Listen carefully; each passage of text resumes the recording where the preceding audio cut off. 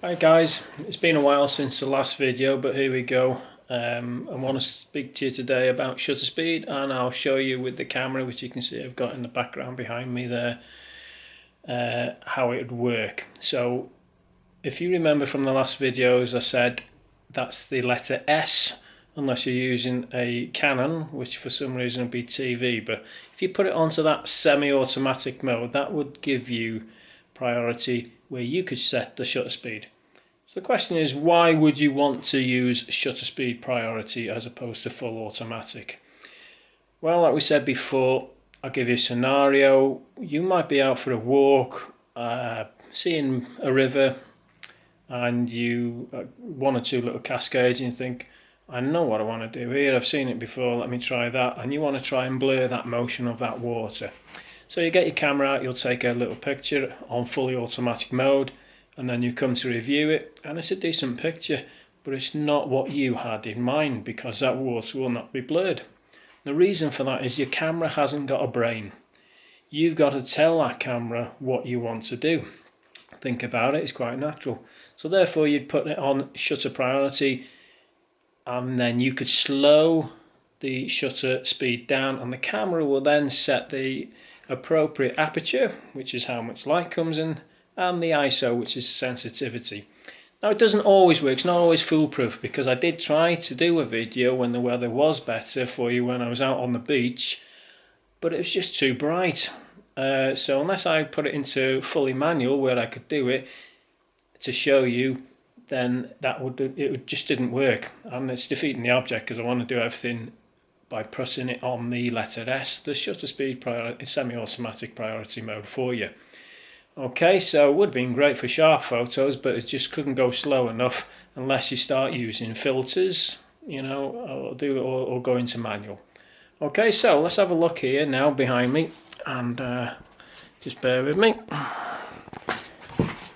So I'll switch the camera on. As you can see, first of all, I've already put on shutter priority. So I'll switch on, and I've turned the ISO into fully automatic. So you might see a little bit of shadow on there. Okay, that's as close as I can. Right, so I've already focused on there now, and as you can see, a quarter of a second, f22. Histogram here is slightly over to the right, which is fine, because to the right is bright, as you can see on the viewfinder. So what I'm going to do, press the FM button because it's on drive mode, and I'm going to go down to 2 seconds. Okay, it's already focused, which is back button focus for me. Okay, so I'm going to press there, and hopefully the gust of winds on these leaves should then see a little bit of motion, not quite so sharp.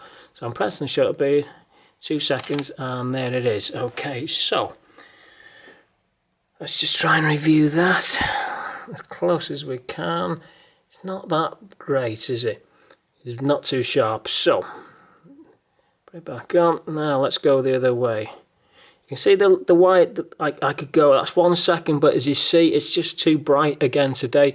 It's getting washed out. So as low as I could possibly go, and it's still overexposed, okay, which was a quarter of a second there.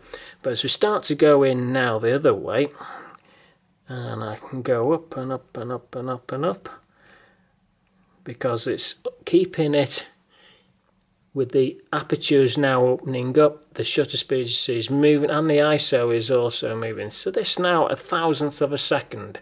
Okay, again, I've known it to focus, already focused on there.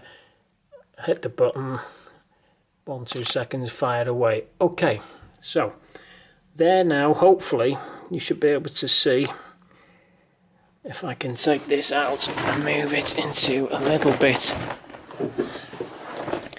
darker situation. Okay, let's have a look. We've got, it's very difficult to see, but you get the gist of what I'm trying to do.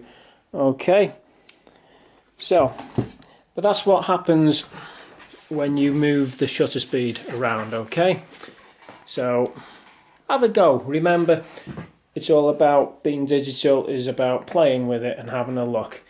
If it's no good, you can delete it, try again. It'll maybe have to be a little bit faster or a little bit slower. As I say, sometimes you need to go a little bit overcast weather, which is better to go slower, okay? Because in bright weather, you're only going to be able to go so far, unless, as I say, you go into manual, and then even then you might need filters and what have you. But it just gives you a little bit of an indication. Another scenario would be if you went to, let's say, Silverstone. You wanted to watch the MotoGP bikes or the Formula One. Obviously with the speed, and this is another very important thing to take into consideration with shutter speed, it's all about movement, and you have to bear in mind how fast that movement is. So if you're out on that walk and you see the river, it's not been raining very much, it's summer, there's not much flow to it, you probably need a longer shutter speed. So that would be difficult in summer.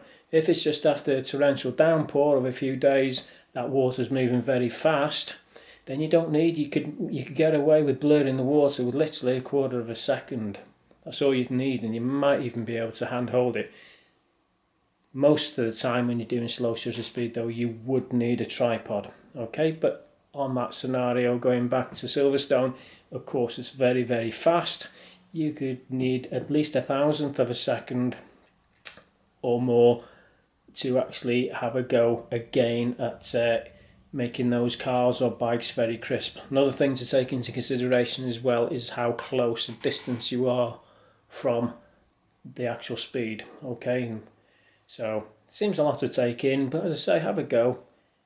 It's worth having a go, okay? And then you'll see the differences between, even in the garden, running water, what have you.